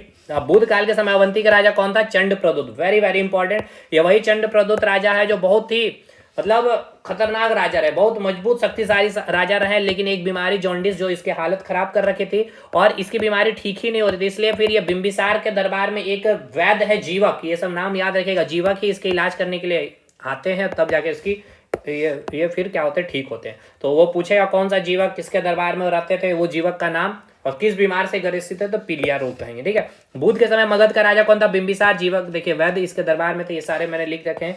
ये भी 2 भागों में विभाजित है। उत्तरी अवंती जिसकी राजधानी उज्जैन हो गया, दक्षिणी अवंती की राजधानी महिष्मती हो गई। मगध के राजा शिशुनाग ने अवंती पर कब्जा कर लिया था, ठीक है। तो मगध का जो राजा था शिशुनाग ने क्या किया था? अवंती को मगध में मिला लिया था। इंपॉर्टेंट लाइन है, वेरी वेरी इंपॉर्टेंट। गांधार महाजनपद, ठीक है। चलिए गांधार की बात कर लिया जाए तो राजधानी कहाँ भाई? तक्षशिला, पाकिस्तान। वर्तमान क्षेत्र पेशावर, रावलपिंडी वाला जो क्षेत्र देख रहे हैं। गांधार का संस्थापक कौन रहा भाई? भरत था, ठीक है। अब भरत से याद करिए, मैंने सारी सिस्टम को समझाया था, भरत कबीला वगैरह ये सारी चीजें। खैर चलिए आगे बढ़ते हैं हम लोग। देखिए यह मैंने बताया भी अभी आपको। ईरान का जो हकमनी सम्राट राजा का डेरियस प्रथम, जिसको दारा प्रथम के नाम से भी जाना जाता है, गांधार और कंबोज को क्या किया था? अपने में मिला लिया था। भारत पर पहला आक्रमण किसने किया? वेरी वेरी इंपॉर्टेंट, ईरानियों ने किया था प्राचीन काल में, प्राचीन इतिहास में। उसके बाद किसने किया? यूनानी। और उसके बाद अरबों का आक्रमण हुआ, ठीक है। मुस्लिम आक्रमण उसके मध्य काल में देखने को मिलता। बुद्ध काल के समय गांधार के राजा कौन था? पुष्कसरिनी थे। वेरी वेरी इंपॉर्टेंट, ये आपका पूछा गया है आपका यूपीएससी के एग्जामिनेशन में, ठीक है। चलिए आगे बढ़े। बुद्ध काल के समय गांधार के राजा कौन थे? पुष्करसिनी थे। इन्होंने मगध के राजा किसके दरबार में दूत भेजा था? तो मगध के राजा बिंबिसार के दरबार में दूत भेजा था। इसने अपना दूत को भेजा था किसके दरबार में? बिंबिसार का। तो पूछा जाएगा कि बिंबिसार के दरबार में जो दूत भेजा था वो गांधार का कौन सा राजा ने भेजा? तो पुष्करसिनी ने भेजा था, ठीक है। चलिए अगला महाजनपद है कंबोज महाजनपद। मैंने बहुत तो फास्ट वे में चीज़ों को निकालने की कोशिश की, क्योंकि यहाँ पे टारगेट है कि चीज़ों को मैं एक बार हर एक चीज़ को मैं बता दूं। जितना देखिए जितना मैं बता रहा हूँ यहीं से क्वेश्चन भी रहेगा। मैंने हर एक पॉइंट को डिस्कशन भी कर दिया, नोट्स में लिख करके भी और बोलते हुए भी मैं निकल रहा हूँ, क्योंकि और भी बहुत ज़्यादा अगर मैं डिटेल में डेप्थ में जाके एक एक चीज़ करूँ तो फिर बहुत लंबी वीडियो हो सकता है। कि अब इसी को मैंने खत्म कितने दिन में किया भाई? 8 या 9 क्लास में मैंने खत्म किया, मतलब 8-9 घंटे का ये लेक्चर था। हाँ लेकिन अब इसमें मैंने मेंस के लिए आपको फ्री कर दिया, ठीक है। जो आपको मैंने मेंस के क्वेश्चन भी मैंने आपको दिखाए थे, जैसे कि ये क्वेश्चन है भाई। तो महाजनपद काल में ये मेंस के क्वेश्चन बनेंगे ही बनेंगे। यहाँ से बनेंगे सिंधु घाटी सभ्यता के मैंने बताया है, वैदिक सभ्यता, ऋग्वैदिक में सारी चीजें मैंने सामाजिक आर्थिक राजनीतिक जीवन को जोड़ते हुए, जैसे कि यहाँ पे आपको देखा है, ठीक है। खैर आगे बढ़ते हैं भाई। अब यहाँ पे कंबोज महाजनपद में हम लोग बात करेंगे। भारत का सबसे उत्तर पश्चिम महाजनपद है, ठीक है। घोड़ा के लिए प्रसिद्ध था। कंबोज का प्रमुख था चंद्रवर्धन और सुदक्षिण था, और इसकी राजधानी हाटक है। अब वेरी वेरी इंपॉर्टेंट, बिहार के 3 महाजनपद आपको याद करने हैं। वेरी वेरी इंपॉर्टेंट, इसके बारे अच्छे से समझना भी है। देखिए बिहार के 3 महाजनपद इसलिए इंपॉर्टेंट है क्योंकि झारखंड बिहार से ही अलग हो रहा है, इसीलिए, ठीक। तो देखिए अब यहाँ इस मैप को देखिए, ये बिहार का मैप हो गया ये पूरा। अब इस बिहार में 3 महाजनपद हैं, ठीक है। वज्जी, मगध और अंग। ये गंगा नदी, तो गंगा के उत्तर में कौन सा महाजनपद है? तो वज्जी है। तो सबसे पहले जो गणतंत्र सिस्टम स्टार्ट हुआ वज्जी में ही। ऐसे छोटे छोटे कितने राजाओं के संघ थे? 8 राजाओं के संघ थे, ठीक है। और जिस यहीं पे जो मगध का होगा एक गणतंत्र के रूप में उभरेगा, जिसकी राजधानी वैशाली होती है। और गंगा के दक्षिण में 2 महाजनपद मगध और अंग। चलिए देखिए 2 महाजनपद मगध और अंग जो है गंगा के दक्षिण में है, और 1 महाजनपद वज्जी गंगा के उत्तर में स्थित है। अब एक एक करके बात करते हैं। सबसे पहले वज्जी महाजनपद। तो देखिए वज्जी का अर्थ क्या है, यही पूछा गया क्वेश्चन। तो पशुपालक समाज होता है इसका अर्थ। वज्जी 8 राजाओं का संघ है, यानी कि ऐसे यहाँ पे कितने राजा थे? छोटे छोटे 8 राजा थे, और ये 8 राजाओं चुन करके एक राजा को चुने, ठीक है। और ये ऐसा नहीं कि ये इस प्रकार से ये चीफ मिनिस्टर हो गए, 8 राज्य हो गए, ये केंद्र बैठे थे, और ये सारे 8 के 8 इंडिपेंडेंट स्वतंत्र अपना कार्य करने के लिए। लेकिन यहाँ पे इन्होंने अपने केंद्र में एक राजा को बैठा है, तो ये गणतंत्रात्मक सिस्टम है। तो अमेरिका जिस प्रकार से कहता है कि जो गणतंत्र का जो सिस्टम स्टार्ट करने या उसका बीज रखने वाले कौन? अमेरिका। तो याद रखेगा उससे पूर्व भारत में वज्जी महाजनपद में ये सिस्टम देखा जा चुका था, ठीक है। तो विश्व का पहला गणतंत्र, मैंने लिखा भी है, देख सकते हैं, विश्व का पहला गणतंत्र वज्जी रहा। इसमें 8 गणतंत्र है, 8 राज्य हैं। अब ये 8 के नाम याद रखना। लिच्छवी, विधेय वंश, ज्ञात्रिक वंश, उग्र, भोज, कौरव वंश और इक्ष्वाकु और वज्जी। क्लियर।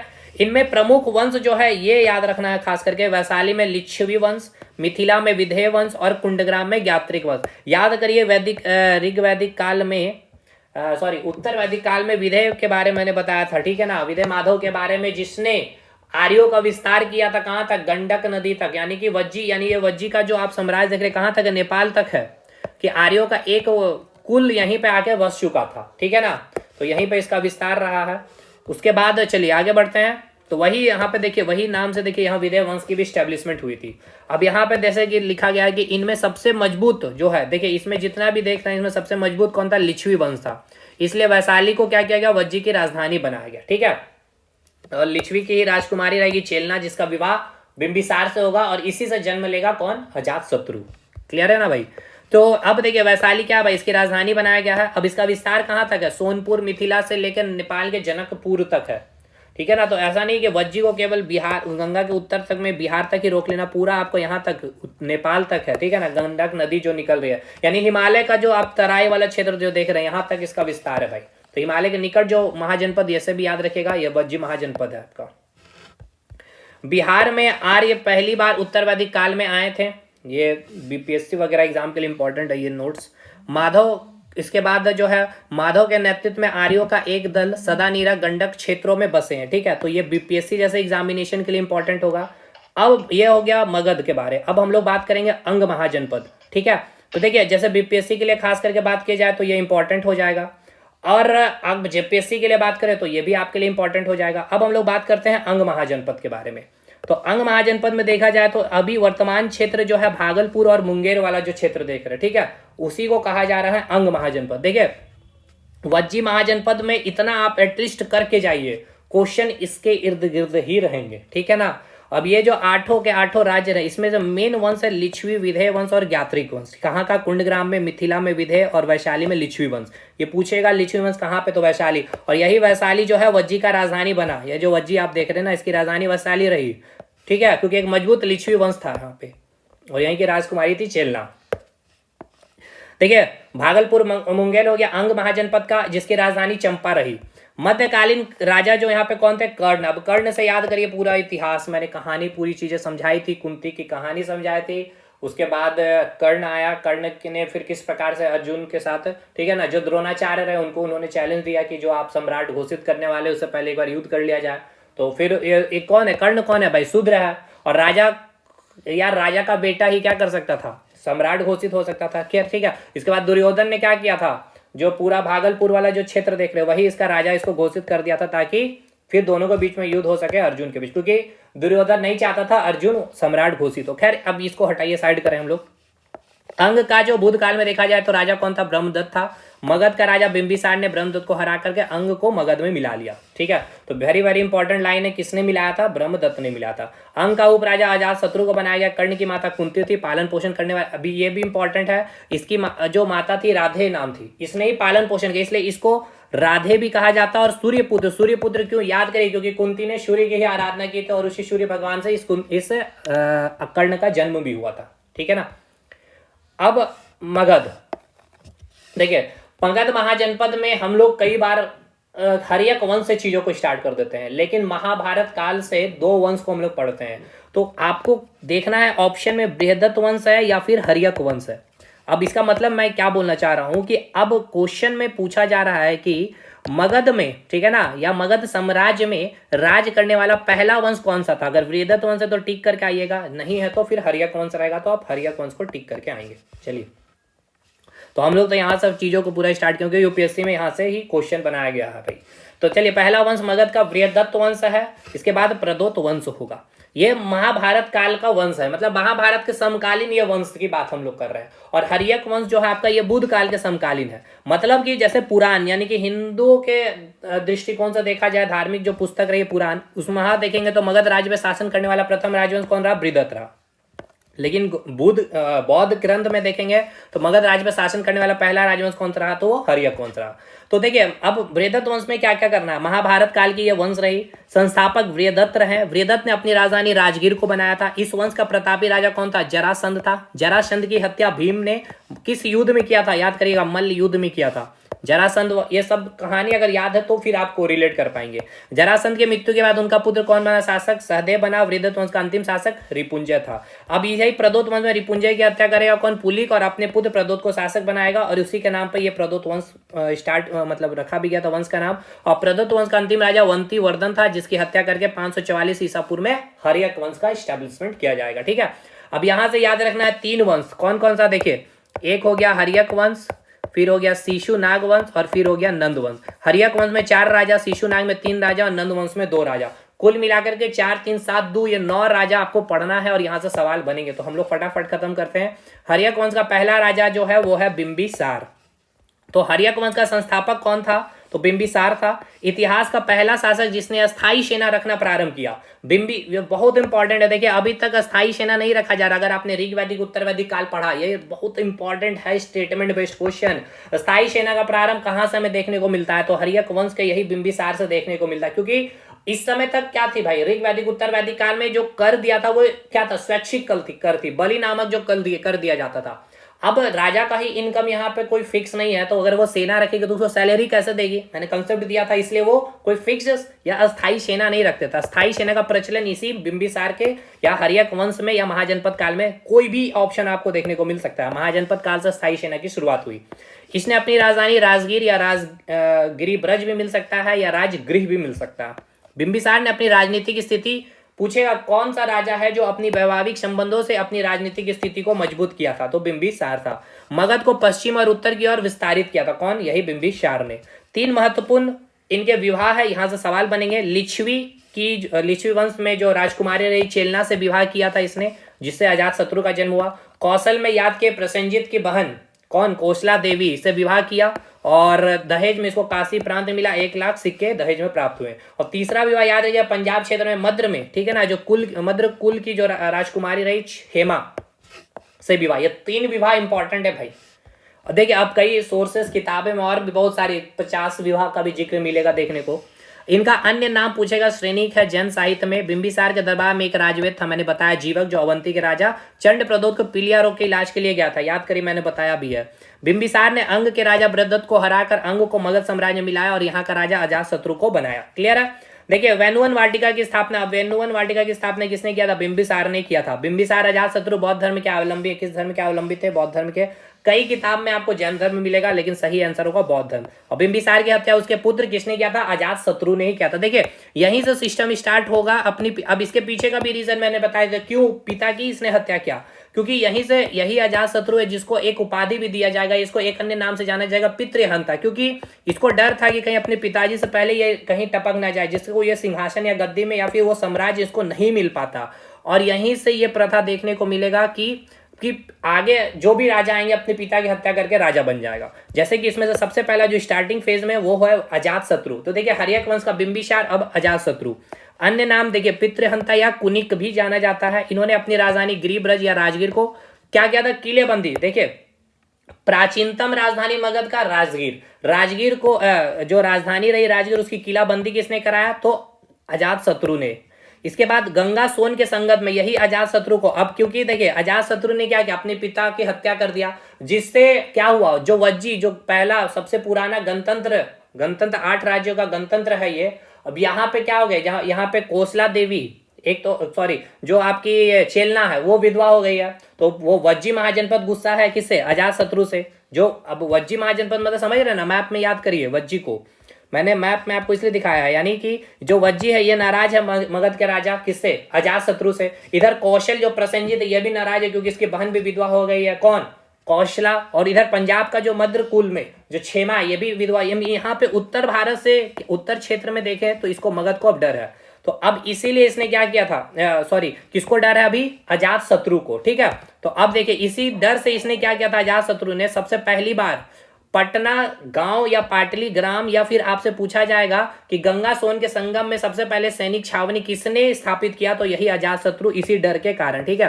पाटलिपुत्र में सैनिक छावनी, तो ये सेना का जो यहाँ पे छावनी बैठा, इसी कारण एक गांव की स्थापना हो गई थी, पटना गांव की, शहर की स्थापना, पटना गांव नॉट शहर। बीपीएससी यही सही मानती है, इसलिए मैंने यहाँ लिख दिया इस चीज को। और पटना शहर की स्थापना पूछेगा तो उद्यन पिक करके आएंगे, आगे हम लोग देखेंगे। कौशल के राजा कौन है, प्रसेनजीत को हराएगा, कौन, यही अजातशत्रु, और उसकी बेटी वजीरा से विवाह कर लेता फाइनली। और फिर से काशी से जो पुनः आई, जो मिलना बंद हो गया था, फिर से मिलना स्टार्ट हो जाता है। वज्जी संघ में अब इसने, अब देखिए वज्जी संघ पे भी क्या करेगा, आक्रमण करेगा, लेकिन इसको पता है कि वज्जी बहुत मजबूत महाजनपद, हम अकेले जीत नहीं सकते, इसलिए इसने क्या किया, सबसे पहले ये आठों के आठों राज्य है उन सारे राजाओं के बीच में फुट डालने की कोशिश की इसने। और इसके लिए इसने अपने मंत्री का नाम याद रखिएगा, वस्कार को भेजा, और वो मैंने सारी स्टोरी बताया। और फिर वज्जी जीतने के लिए इसने 2 इंपॉर्टेंट हथियार, रथ मूसल और महाशिलाकंटक हथियार का प्रयोग किया था। पूछेगा किस हथियार का प्रयोग किया था वज्जी महाजनपद को जीतने के लिए, तो ये आपको याद रखना है। वज्जी कौशल को मगध साम्राज्य में अजातशत्रु ने मिलाया। अजातशत्रु के समय में ही राजगीर की परनी गुफा में प्रथम बौद्ध संगति का आयोजन हुआ था। वेरी वेरी इंपॉर्टेंट लाइन है, देखिए इसलिए कि अब इसे समझ में आ रहा ना कि जो अजातशत्रु बौद्ध संगति का आयोजन कर रहा भाई, इसका मतलब कि किसका ही अवलंबी होगा, बौद्ध धर्म का ही अवलंबी होगा। अजातशत्रु की हत्या उनके पुत्र उदयन करेगा, या उद्यन भी लिख सकते हैं, ठीक है। इसके बस 2 पॉइंट याद रखना, मगध का पहला राजा जिसने अपनी राजधानी को, ये अब देखिए राजधानी पाटलिपुत्र लेके चला जाएगा, और ये क्या करेगा, पाटलिपुत्र शहर की स्थापना इसी कारण होता है, राजधानी बनाने से। अब अंतिम राजा जो है हर्यक वंश का नागदशक है। हर्यक वंश का अंतिम शासक नागदशक था, जिसकी हत्या शिशुनाग करते हैं और शिशुनाग वंश की स्थापना करते हैं, कौन, नागदशक। अब शिशुनाग वंश यहाँ से चलेगा 412 से 344 ईसा पूर्व, जिसके पहले राजा होंगे शिशुनाग, जिसके संस्थापक रहे शिशुनाग, नागदशक की हत्या करके।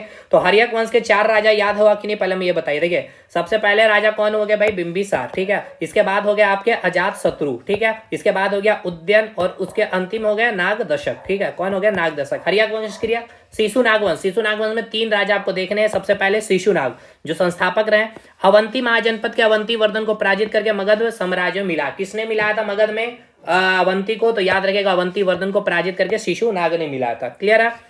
वत्स महाजनपद को भी मगध महाजनपद में किसने मिलाया? तो इसी ने मिलाया, शिशुनाग ने। इसने अपनी राजधानी पटना से अब ये वैशाली लेके चला गया। देखिए राजधानी एकदम एक जगह मैंने लिखा भी है नोट्स में, लेकिन अभी मैं एक बार रिकॉल कराता हूँ। सबसे प्राचीनतम राजधानी मगध का, तो आप क्या बोलेंगे? राजगीर। राजगीर राजधानी की किलेबंदी किसने कराया? अजातशत्रु। आज राजगीर से पटना लेकर राजधानी किसने ले गया? तो उद्यन, पटना शहर की स्थापना हुआ। और पटना से वैशाली कौन लेके गया? तो शिशुनाग। चलिए, इनके शासनकाल के समय मगध साम्राज्य के अंतर्गत मध्य प्रदेश के मालवा के पठार का भूभाग क्या था? सम्मिलित था। ठीक है ना। अब ये मैप मैंने आपको क्लियर किया था, ठीक है ना। ये मैप के अकॉर्डिंग ये क्वेश्चन बनता है, इसलिए मैंने यहाँ बताया था। देखिए ये जो आप शासन देख रहे हैं शिशुनाग का, ठीक है। अब इसने क्या किया? देखिए वत्स महाजनपद को मगध में मिला चुका, अवंती को मिला, अवंती मिला, यानी कि मध्य प्रदेश तक अब मगध का फैल चुका है साम्राज्य, ठीक है ना। अगर मैं आपको मैप में दिखाऊं, यहाँ मैंने मैप बनाया भी था, यानी यहाँ मध्य प्रदेश इतना दूर तक अब अभी तक, ठीक है ना, यानी शिशुनाग तक। ये तो आपका फाइनल नंद वंश जब पढ़ेंगे तो इतना विस्तार हो चुका होगा, ठीक है। चलिए, तो ये तीनों वंश आज हमें खत्म करना, ये मेरा टारगेट होगा। चलिए पहले बात करते हैं। शिशुनाग के मृत्यु के पश्चात उनका पुत्र कालाशोक गद्दी पर बैठता। शिशुनाग के बाद कौन बैठेगा? कालाशोक। ये दूसरे राजा होंगे शिशुनाग वंश के। अन्य नाम क्या है इनके? काकवर्ण है। इसने फिर से राजधानी वैशाली से, देखिए फिर से क्या करेगा? वैशाली से पाटलिपुत्र स्थानांतरित। तो कौन क्या था? कालाशोक या काकवर्ण भी। इन्हीं के समय द्वितीय बौद्ध संगति का आयोजन वैशाली में हुआ था। द्वितीय बौद्ध संगति का आयोजन किसके समय हुआ था? कालाशोक। और अंतिम राजा शिशुनाग वंश के कौन होते हैं? नंदीवर्धन। शिशुनाग वंश के अंतिम शासक नंदीवर्धन की हत्या महापद्म नंद ने किया और नंद वंश की स्थापना किया इसने। पहली बार देखिए राजधानी, इसे मैंने एक जगह लिखा, राजगीर को राजधानी वृहदत्त ने बनाया। पहली बार राजगीर की किलेबंदी अजातशत्रु ने किया। राजगीर से पटना उद्यन ले गया, पटना शहर की स्थापना हुआ। पटना से वैशाली शिशुनाग और कालाशोक, फिर वैशाली से पाटलिपुत्र शिफ्ट कर दिया। अब अंतिम वंश है नंद वंश। महापद्म नंद के बारे पहला राजा होगा।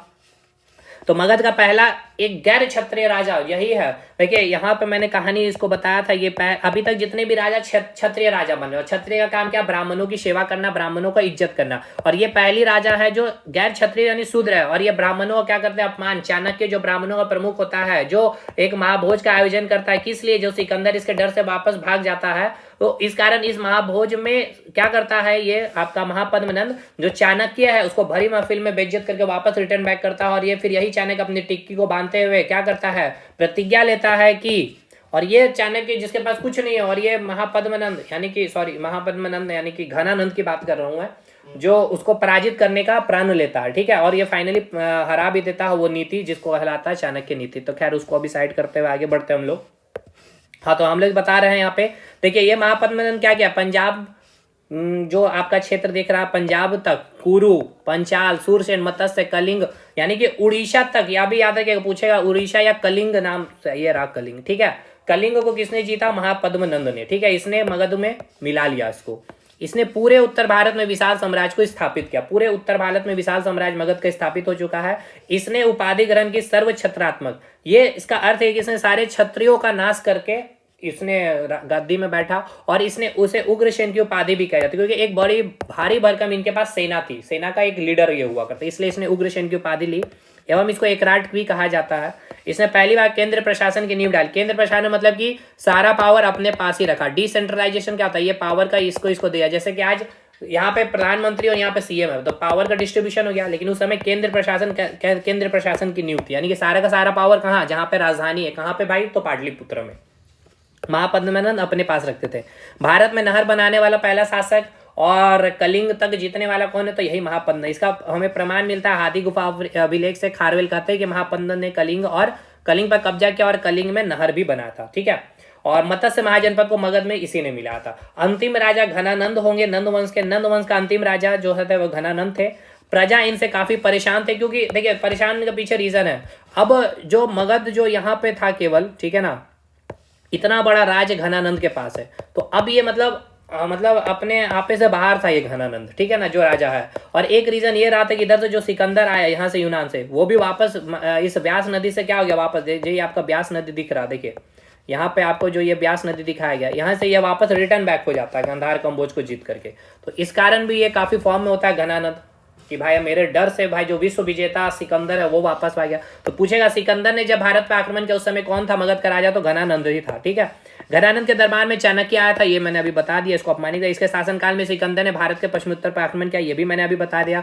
यूनानी लेखक, ये वेरी वेरी इंपॉर्टेंट लाइन है, जो यूनान के जो लेखक रहे, जैसे बहुत सारे लेखक रहेंगे, मेगास्थनीज वगैरह हम लोग देखेंगे सेल्यूकस निकेटर के समय पे, तो घनानंद के लिए क्या लिखा है उन्होंने, अग्रमीज कहा उनके लिए। ठीक है, तो ये हो गया पूरा आपका मगध तक। और बाकी अब विदेशी आक्रमण हम लोग आज नहीं, नेक्स्ट क्लास में देखेंगे। ठीक है, तो सेशन कैसा लगा ये देखिए, रिवीजन ये है आपका एक प्रकार से, भाई आप अपने से भी चीजों को अगर करेंगे तो 15 से 20 मिनट का समय लगेगा रिवीजन करने में। ठीक है, महाजनपद काल को, तो देखिए महाजनपद काल में मैंने पूरा 16 महाजनपद बताएं, सारे वंश हो गए तीनों के तीनों बाय आक्रमण को छोड़ करके। ठीक है, चलिए मिलते हैं नेक्स्ट क्लास में। बाकी कंटेंट जो लेना चाहते हैं, मैं बार बार फिर से एक बार बता दूं, पेपर 1 कंप्लीट मिलेगा, पेपर 2 में 3-4 टॉपिक है, CNT एक्ट, झारखंड हिस्ट्री और आर्ट एंड कल्चर का ही नोट्स मिल पाएगा। ठीक है, मिसलेनियस वगैरह सब कुछ उसमें इंक्लूडिंग होगा पेपर 1 में ही। बाकी क्लास यूट्यूब पे मेरे बहुत सारे आ रहे हैं अभी जेपीएससी के रिगार्डिंग, आप उसको देखेंगे, उससे भी आपको काफी फायदा मिलने वाला है। काफी मतलब क्या, मैं तो फिर से बोलता हूँ कि भाई इससे बाहर फिर नहीं आएगा सवाल, और मैं फिर से कर रहा हूँ, आया सवाल तो ये मैं आपको दिखाऊंगा भी कि एग्जामिनेशन में सवाल है कि नहीं। ठीक है, तो चलिए मिलते हैं नेक्स्ट क्लास में, तब तक के लिए धन्यवाद।